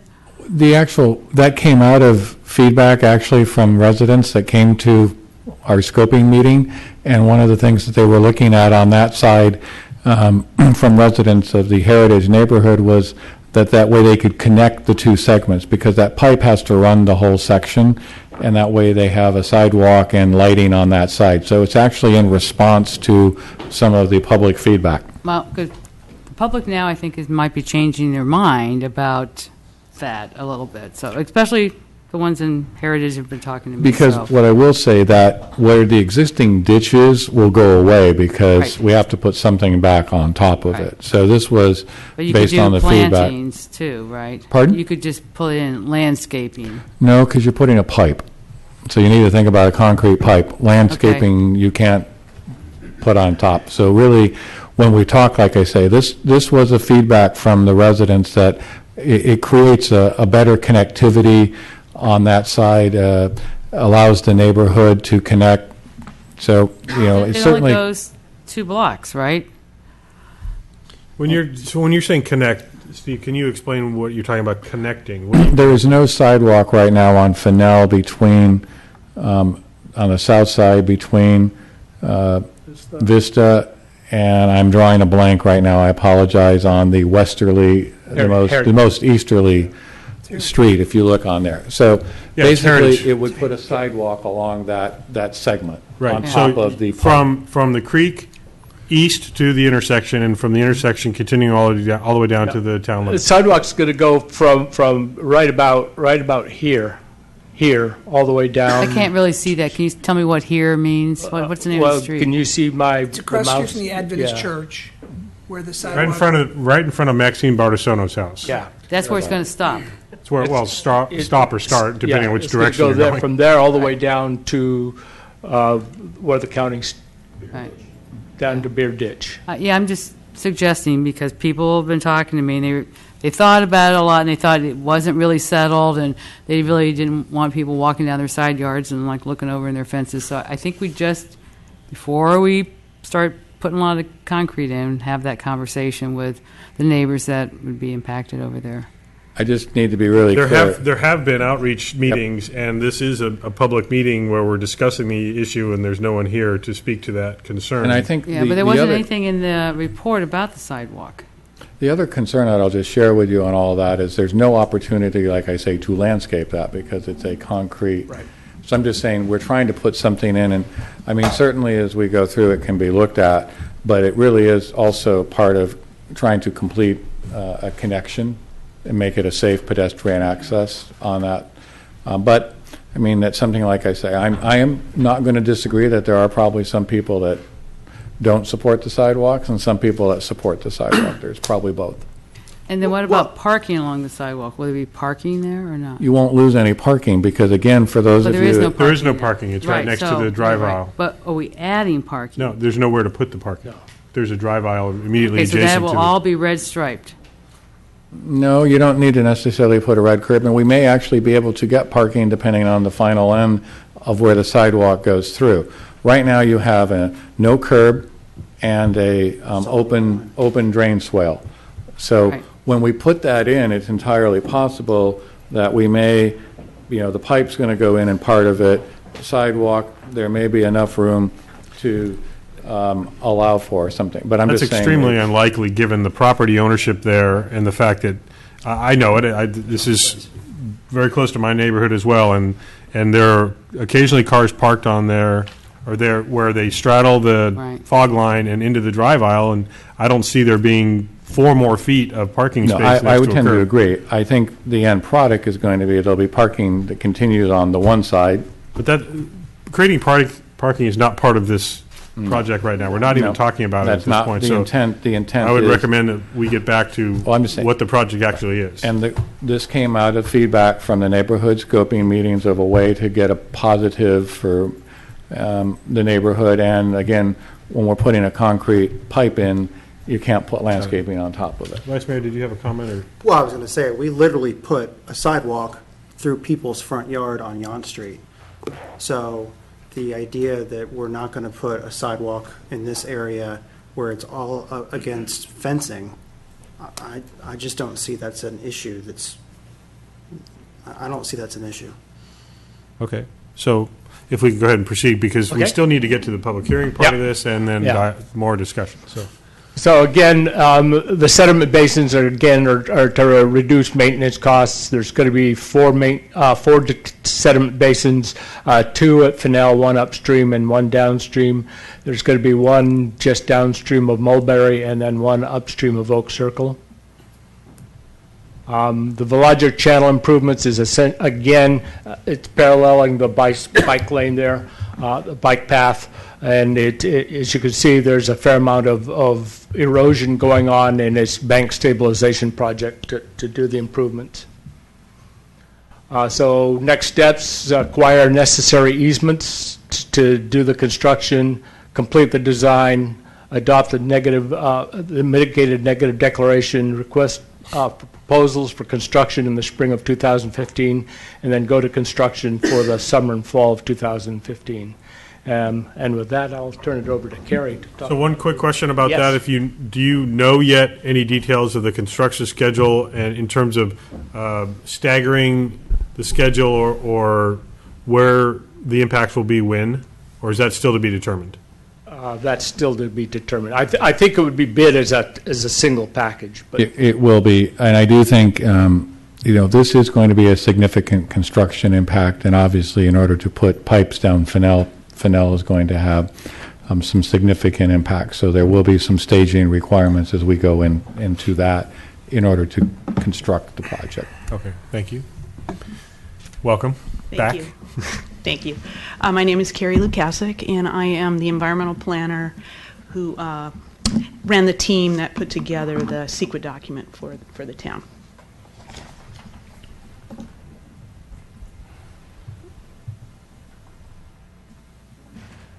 So I just wanted to go over the process that we followed for the town to meet their CEQA compliance requirements. The initial study proposed negative declaration was published on October 9th, 2014 for public and agency comment. It's a 30-day public comment period.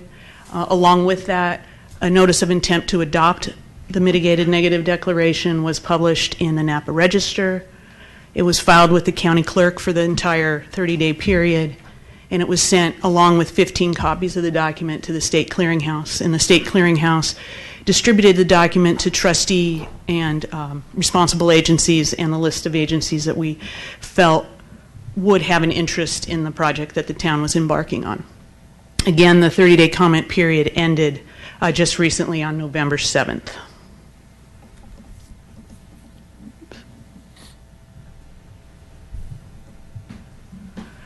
So the approach in the document, as Steve mentioned, it started with 10 different projects. The document itself addresses the 5 that Rick and Alex spoke about. So it doesn't address any of the other projects that didn't make it down the whittled list. So it focuses on the 5. It addresses each of the 5 project areas. It addresses temporary construction-related impacts, but also addresses the operational impacts, although they were minor for the flood control project. And as Joe mentioned, there's a full suite of mitigation measures that address the issues identified. They have what we call performance standards, which means there's some monitoring involved in them, reevaluation to make sure they work as intended to reduce impacts. So the 5 projects vary in their location and also vary in the potential impacts that we evaluated. So most of them have construction-related impacts that were addressed through mitigations such as traffic control, air quality. There's a whole suite of dust reduction during construction measures, aesthetics, keep the area neat. So it's a visually, although it's a construction area, doesn't have to be a mess. Biological resources, there's a full suite of biological resource mitigation measures that address construction in Hopper Creek. Even though it would be done during non-wetted times, it's still a creek and it still has riparian vegetation on it. Those trees along the route could have nesting birds, bat habitat. So the full suite of biological mitigation measures are designed to reduce those impacts. Cultural resources, there's a couple of items, and I'll hit a little bit later on the historic nature of that, but there are several mitigation measures that are designed to respond in the event that an unanticipated archaeological find is located during construction. So we don't think it's going to be there, but there's a process in which the town can meet the legal requirements if human remains are found or if there's an archaeological resource. So. Noise, having construction in the middle of town, again, traffic, and then portions of the project would be along the Class 1 bike route. And so there's a mitigation for that as well. So I wanted to take a little bit of time and talk about the Hopper Creek Trestle, which is in the middle of HOP 10, the project area that is immediately below the Highway 29 culvert and above Washington Street. So interestingly enough, located in there is remnants of what they call the Hopper Creek Trestle. It's part of the Napa Valley Railroad system, although it's a spur and it's completely isolated from the rest of the system.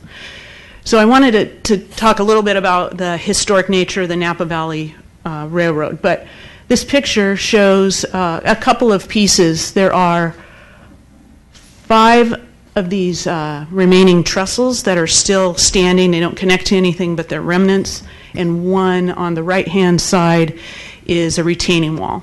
And you can kind of see on the right-hand side that there is erosion around these features, primarily from the discharge of water through Hopper Creek under the highway. There's a lot of power in that water that comes through there.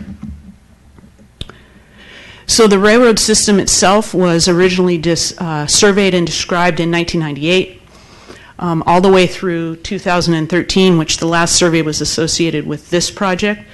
So to characterize it, 1998, 2001, 2006, they all had surveys of the main line. And then as projects are identified and areas like Hopper Creek, there's a trestle there. It is further described. And the initial 1998 description of the system is supplemented. So there's a recent supplement in 2013 that described the trestle that's related to the Hopper Creek area here. So there's 5 sets of supports, the wooden retaining wall, and in addition to this, there's the raised railroad bed that connected the railroad as it approached Hopper Creek and left Hopper Creek. That portion of it would be unaffected by the project. But the characterization of the 2013, based on all of the other information on the Napa Valley Railroad starting in 1998, was that it doesn't currently have the integrity, maintain some of the historic nature. Most of it's been either allowed to dilapidate or it's been torn down with development in the area. So overall, the whole system is not eligible for the National Register. And the finding on the 2013 evaluation of the Hopper Creek Trestle itself was indeed the same. It's old in nature, it's dilapidated, and the recommendation at this point is that it does not meet the characteristics of the National Register. It would be ineligible. And in CEQA, the CEQA question is, would your project deter from the eligibility of a historic feature? And the answer here and described in the document, the CEQA document, is no.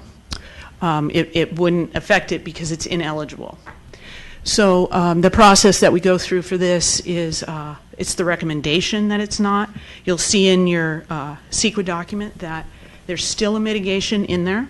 In the event that the State Historic Preservation Officer somehow disagrees with the finding, when this permits are secured for work in the creek from the Army Corps of Engineers or the State Water Resources Control Board, they have to consult with this SHPO, and SHPO may say, we want some photo documentation prior to demolition.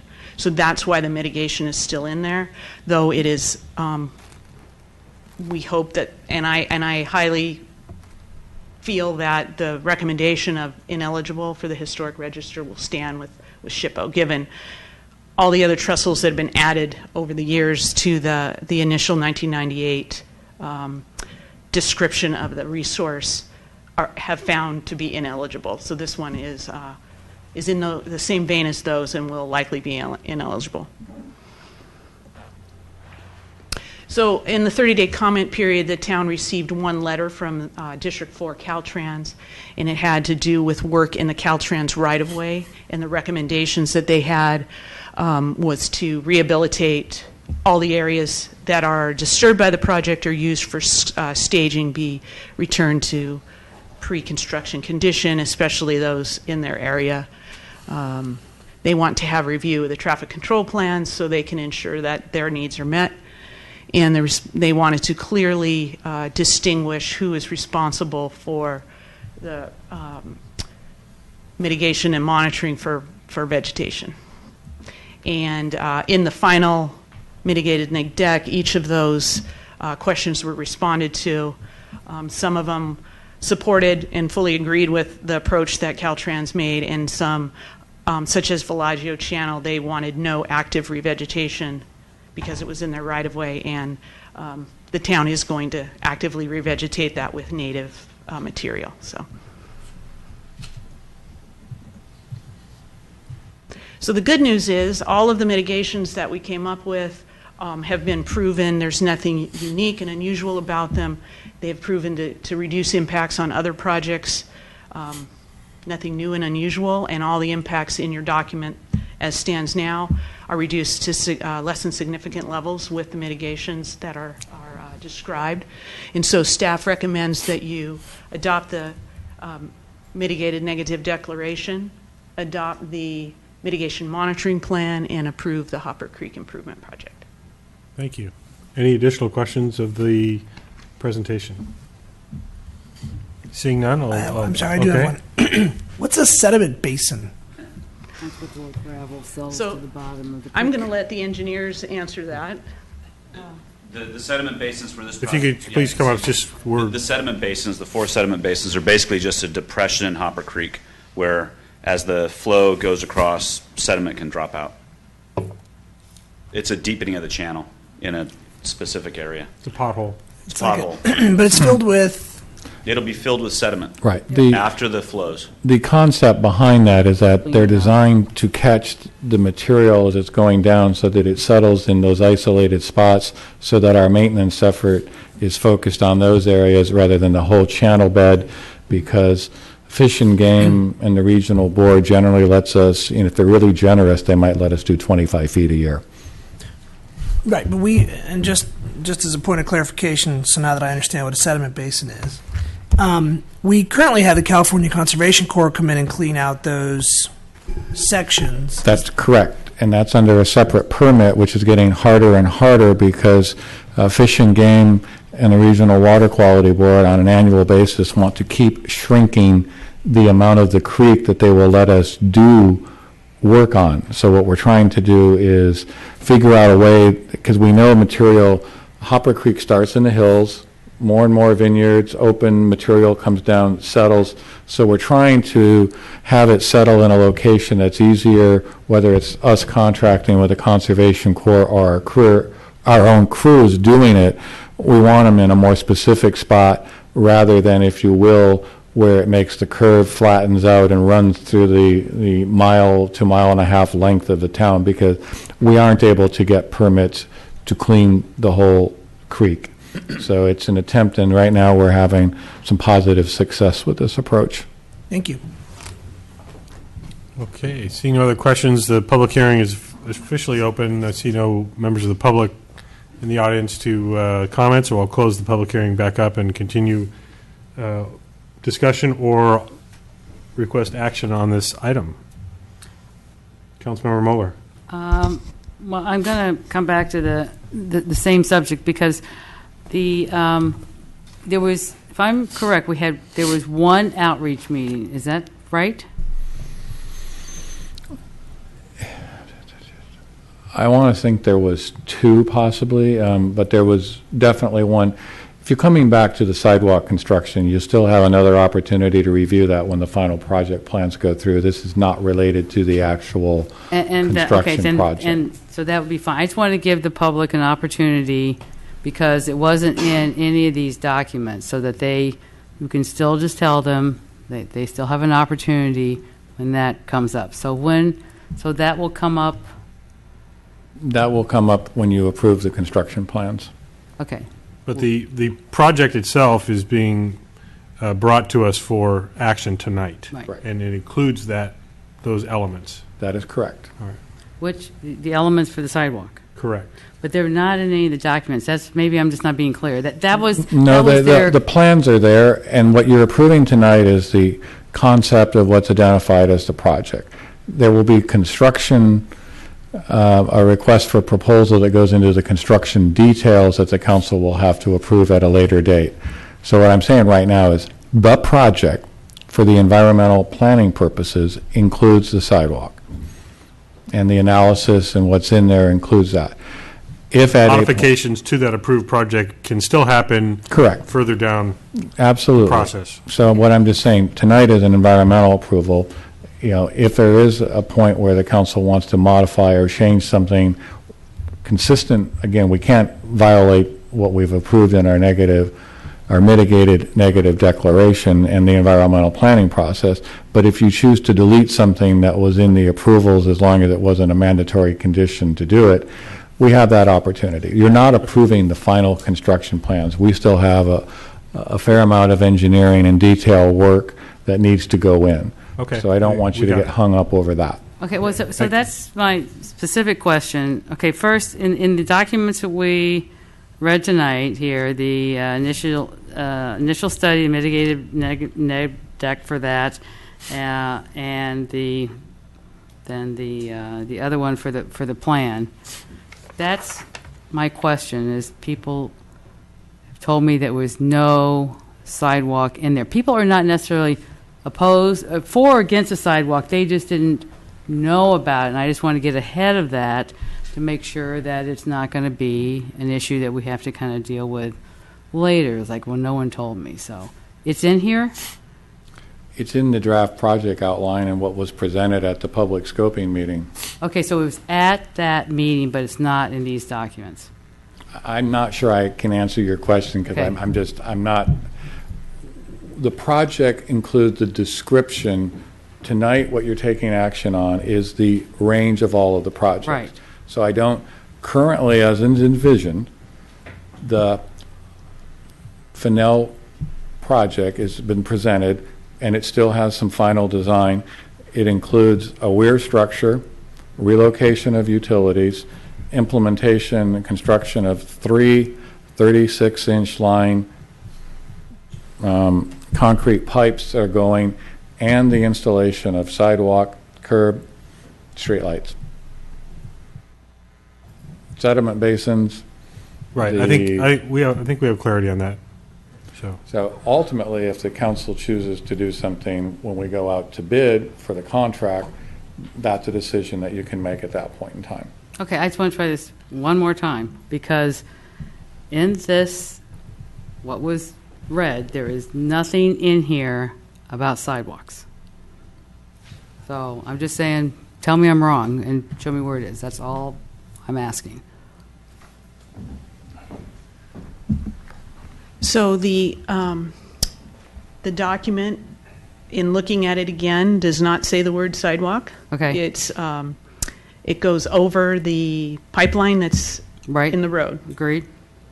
Okay. So there's a couple of things you can do here, and I think Steve hit a number of them. Change the project so long as it's eliminating either a portion of it or the project additions fall within the area studied, which the sidewalk area was studied because that's where the pipeline's going in terms of potential impacts. In addition, in this area, a sidewalk could go in on its own under an exemption for CEQA. So there's a couple of different ways to do it. If the town wanted to add it or add portions of the project after you adopt the CEQA document, you can do an addendum, which is a file notification to add anything, subtract anything, to kind of get what I would describe as a complete picture in your document. So as you add in, subtract portions of it. So there's a couple of ways to do it. The pipeline is filling the roadside ditch, and it has to have something over it. And it's fairly agree. shallow. Yes. It runs at a fairly, there's not going to be much cover on that pipe. So Right. I'm not saying anyone's going to have a problem. There's just like, let's give Yeah, I mean, everybody, for all we don't inten- want I think any we've problems. asked the question multiple times, Right. and I think So- we have clarity on it. So there is no sidewalk in here, so we're not going to have to, we can deal with that as an addendum. you can deal with it as an addendum. They are on the plans as a cover over the pipe. And is it safe to say that as the project is stated right now, and this document says, with the sidewalk as proposed, there is not an impact that would violate CEQA? There's nothing in here that would violate CEQA. That's what we're talking about tonight. We're not And talking about the construction That elements is a of that. great clarification, because I want to make everybody understand. Yes. The pipe is going in the swale. So the swale has been studied, the environment, and we're approving environmental. So putting the sidewalk on top of the pipe has been studied. The plans include, the current plans include the sidewalk.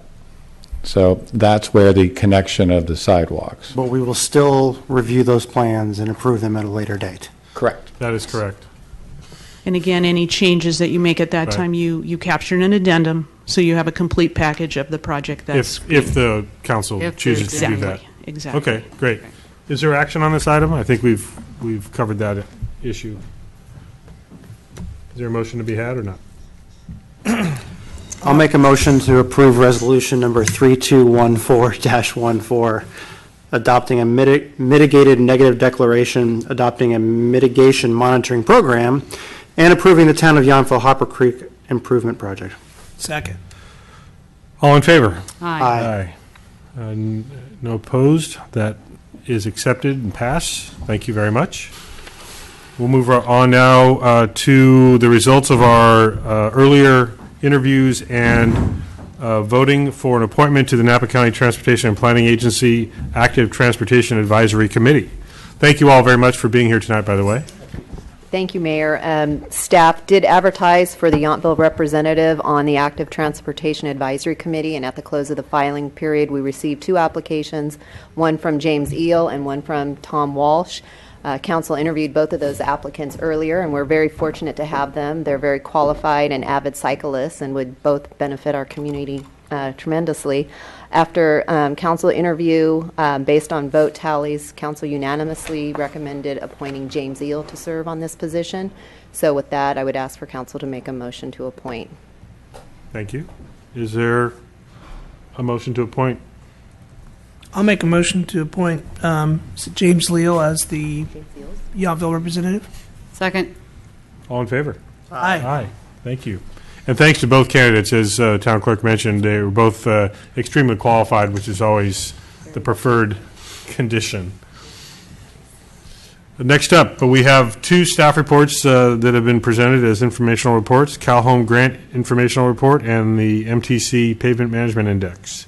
Is there anything further on those items, or are we accepting as presented? They're informational reports. That's what I want. Well, sometimes there's a follow-up. Right, but I'm just saying, these are actually, there aren't staff reports. I was going to say... So they're brief comments. So, there is for Calhoun, but... Right, so first, we'll let Sandra comment on the Calhoun grant, which is some good news to share with you. We were awarded a Calhoun grant in the amount of $330,000, and that will be made available to low-income households to make rehabilitation improvements to their homes. Could apply to any of our affordable housing ownership units. They have to be ownership units. Could apply at our mobile home parks, or it could apply elsewhere in town where someone meets the income eligibility requirements. We have partnered with the Housing Authority of the City of Napa, and they're going to be administering the program. We just received the contract yesterday from HCD for town approval to enter in that contract, and we're working with the Housing Authority to develop really promotional materials, targeted letters to the different residents. We'd like to get the word out and to start advertising the program for the opportunity that it is. Great. That's definitely good news. Yeah. So there's specific criteria to determine how much allocation can be distributed to individuals? Is there a formula that's part of the program? There's a maximum of $58,000 per each of the single-family residences. We're allocating $15,000 to each of the mobile home parks, and and depending on the interest, we'll see how quickly we go through that. Yeah. The great thing about being awarded this program, this grant this year, is that we were able to obtain it based on the experience of the Housing Authority, where normally they don't give out first-time grants. So next year we're in a better position to get more money, and we'll see where it goes from here. It is very exciting. Very good. That's great. Thank you very much. MTC Pavement Management Index. You've seen a lot of numbers lately, and one, we're really proud of our number, and Joe gets to explain why our number is actually better than some of the recent numbers you saw because of how those reports are presented. So we're bragging. This is a brag item. Yeah, so this is just to kind of put a fine point on really the hard work and the decisions that have been made in this room and in the town to really get our streets into a really enviable position. Anybody who's driven around most of the streets in many other areas realize how fortunate we are to have such a well-maintained street system. So the MTC just recently published the 2013 numbers for pavement condition index, and our 3-year rolling average this year is published as 68.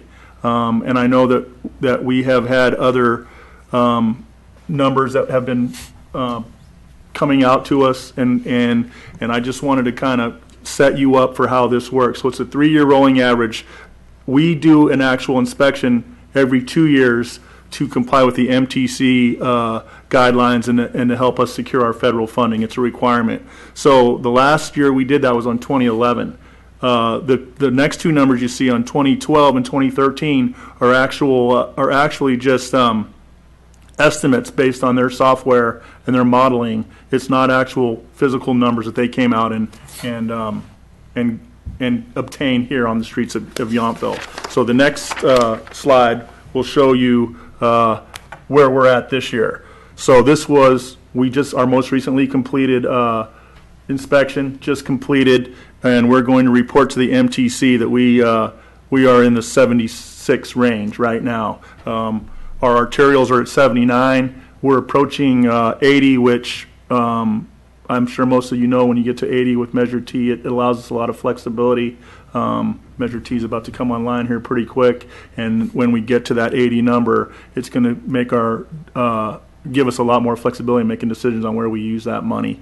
Our collectors are at 74, and our residential streets are at a 76. So the next time you see MTC publish our PCI, it's going to go up considerably based on this most recent number. So we just wanted to make sure that you understood that we are at actually a 76 right now, and not the 68 that you see published with the MTC, and most of that is based on their own modeling and not actual numbers that we have now just received from our contract. And as you all know, this 79 in translation down to the 76 for the average is really the end product of the recent Madison Yount, because we took something that was in the high 30s, low 40s, and you can see what a significant replacement. So we'll be identifying a few other segments to work on as we go through, but it's a real positive, and I will echo what Joe says. This is a credit to the funding decisions and the criteria that you have, and the fact that you've let us put money into our roads as opposed to simply just spending only the highway user gas tax allocation, because if we did that, we would have numbers that probably look a little better than St. Helena's, but not by a whole lot. They're 40, you mean? They're in, actually, yes, St. Helena is in the 40s. St. Helena and Larkspur are the two worst in Northern California. So perhaps that's where some of the TOT money is going. I don't know. We'll worry about our 79 and not worry about their numbers. Yeah, we're in decent shape. And 76. Yeah, Councilmember Moore. So, Joe, I have a question. You said that once we get to 80, we're going to have a lot more flexibility when we get our Measure T money in. So what do you mean by that? Can we do... Allow me. When Measure T was written, it is based on, there's some performance measures where money has to be spent. Measure T was a repair and maintenance obligation. So the focus was that we would put our money back into streets that needed to be maintained.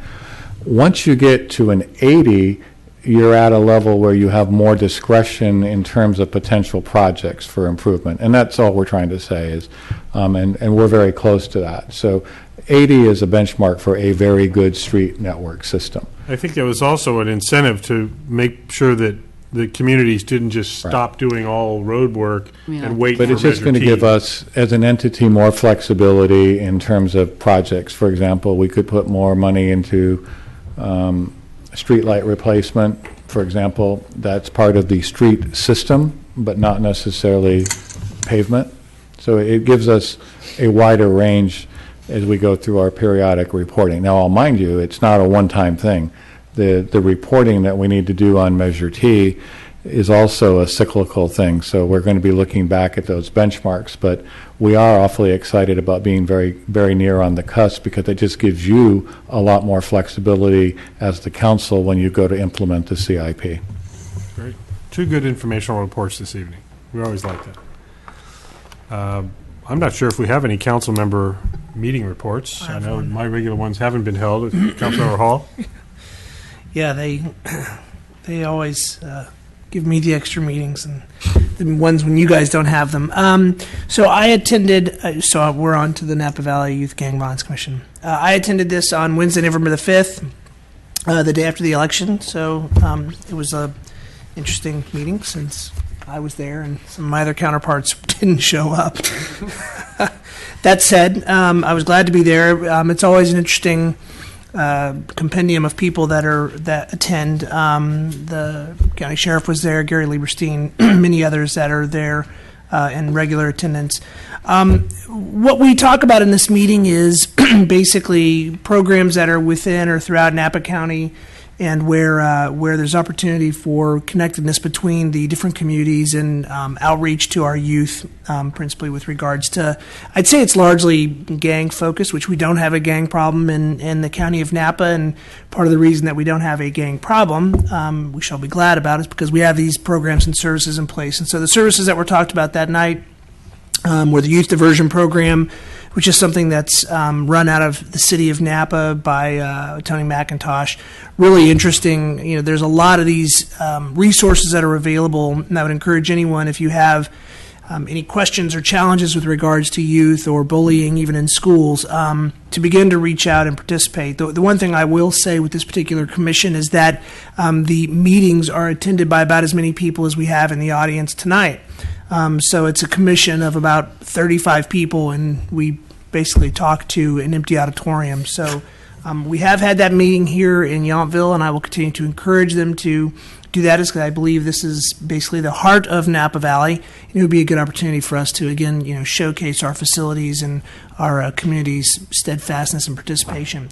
In general, we met. One of the primary things we did, because the last one was postponed due to the loss of Charlie Rose. He was the chairperson, but we named a new Rose, and there were different bylaw revisions that occurred. But all in all, it's a really interesting organization, and it really is trying to reach out and touch the local youth in the area and to present all the resources that are available for both issues surrounding gang violence and bullying that's going on everywhere, frankly. But it's just an opportunity for a resource. So I encourage anyone who's out there tonight, if you haven't heard about it, it's on the county website. I won't give that, but certainly you can find that if you search it. It was a good meeting, but it was very lightly attended and a very quick adjournment as we went through the materials, and that's all I had to report. Okay. Any other specific reports? Seeing none. Just two other announcements I wanted to remind folks. Friday, November 28th, Festival of Lights. And we have a couple seatings at the community hall for community Thanksgiving dinners. Samantha, is it 1 and 2:30, I believe? 1 o'clock and 2:30. As of today, there was one seat left in each seating, so One it's seat. full. Yeah. Oh, never mind. Which is actually great. The fact that it's, it's sold full. out. And do you know if any volunteers are still needed? I think they can always use more volunteers. I was told that I believe it's the second seating that needs more volunteers, because most of the volunteers from the first seating are going to the second seating. So 2:30, if there are available volunteers, that was the period they needed them. Very good. Any other announcements? of a request. Vice Mayor. I had a discussion earlier today about an item that we have barely touched on in the past, but has to do with trash collection in Yountville and whether it would be appropriate to look to a mandatory trash collection system where if you have a house, you have to subscribe to trash collection. I bring that up. I would just like to request that staff, I know you've worked a little bit on it, if we could have a staff presentation on some of the different issues, just so the public can be aware of what's going on out there at the future council meeting that's appropriate. I agree. Thank you. Okay. Great, thanks for bringing that up. Seeing consensus, we'll move forward with a discussion and a draft ordinance. Okay. Thank you. I did also want to just recognize, I did attend this last week the Napa Valley Film Festival, many activities and screenings, and I was quite proud of the robust volunteer effort that our local residents provided the festival. I mean, for hours and hours each day for 5 days, some of our residents were out there supporting that festival, and I just want to say thank you to all of them for helping showcase Yountville and deliver such great service to everyone that came here to this village, as they refer to it. Seeing no other comments or announcements, and no need for closed session. There is no closed session on the agenda. I'll entertain a motion to adjourn to our meeting, which is tomorrow, a special joint meeting with our Zoning and Design Review Board at 6 o'clock here in council chambers. So moved. Second. All in favor? Aye. See you all tomorrow.